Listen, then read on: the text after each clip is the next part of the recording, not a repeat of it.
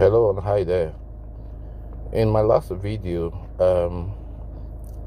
I talked about the need for believers to pray for the Jewish nation or the Jewish people or Israel as a nation. And there was something which is very, very important, which because I was in a hurry to drive, there was something which I ought to have added, and I feel is very, very important. And I feel that the Lord has laid it in my heart to talk about it.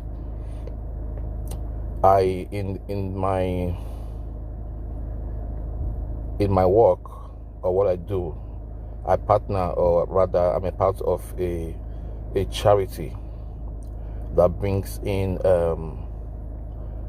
medical personnel, doctors, nurses and all from all over the world to Africa, and we partner with governments to bring free medical care to people who are poor or the less privileged.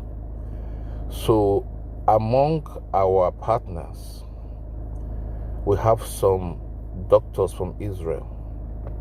And I have to say this. In one of our missions, there was a little girl, I believe her name was Esther.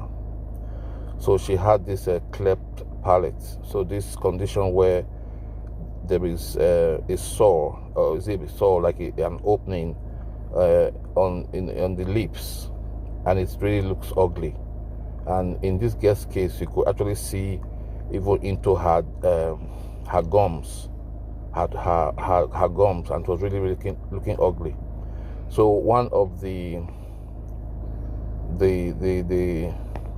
first ladies in the places where we're doing the missions, so in her course of going around and checking on orphanage homes, so what I heard was that she came to a place where she did open, it looked like something was hidden there, so she opened and to see what was there.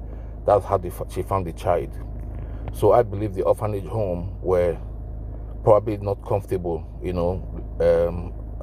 leaving a child like that in the way that she looked, for such a privileged personality to see, because it was really like an ugly sight. So when she saw the child, she now asked, why is this child here? Why is she not with the other children? So they gave a very flimsy excuse, but of course she probably knew what the reason why they did it. So she now said they should. She now said, okay, she'll see what she can do about it. So she spoke with our team and said, please, if there's any way we can help, this child. So she gave the information and all. So one of our partners, who he's a doctor, is number 3 in Israel, in hierarchy of plastic surgeons. So this man with such esteemed position, he goes all over the world to do these medical missions and free. So he brought his tools and everything to this particular place where we're having these missions. And when he saw the girl, they were actually discouraging him not to walk or treat or sew her up or work on her, or whatever way you call it. But because he said that she was very frail, and everything. So he now said, okay, fine, what you do is, he now asked them, the doctors and the people in the orphanage homes, to put her on a diet. So she now said after a few days that he will come back. So, and they made sure that diet was given to that girl. So when he now came, he saw the girl. He now said, if this is the only reason that he left Israel to this mission, that he was going to work on the girl to sew her up, in terms of the surgery, to go to do the surgery for the girl. So this girl was like, then she was like a baby. So this doctor, the Jewish doctor, he did the surgery on this girl. And because I'm not home, probably I would have shown you guys the pictures. And he and the surgery was a success. And after a day or two, the girl was already healing. He sewed up the lips together that you would not see that ugly sight anymore.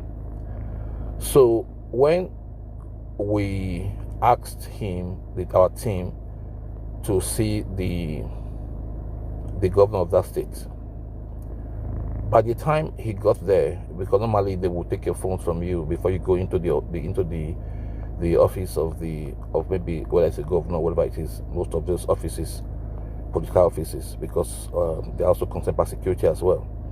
So, but they didn't search him because he was a doctor and they knew that he came for the medical mission. But when he got into the lobby of the place,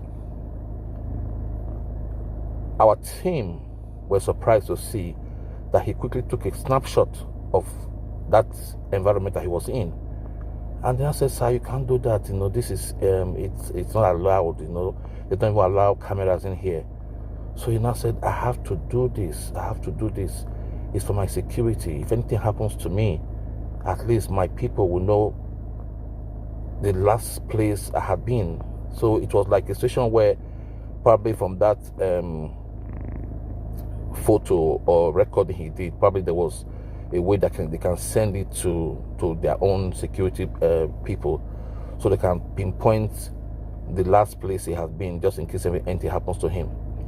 So that was something that we saw, and he was not saying, look, they are used to these things already, because he said when hurricanes happen everywhere in the world, that in most cases that the Jewish people, the medical team, are always the first to get there. So, but for whatever reason, they don't get the accolades. They don't even allow them to even put their flags there. So they've learned to live with it. So these are some of the good things that which the Jewish people are doing all over the world as well. So, like I said in my other video, I feel there is need to pray for the Jews. There is need to pray for the state of Israel. Thank you, and God bless you.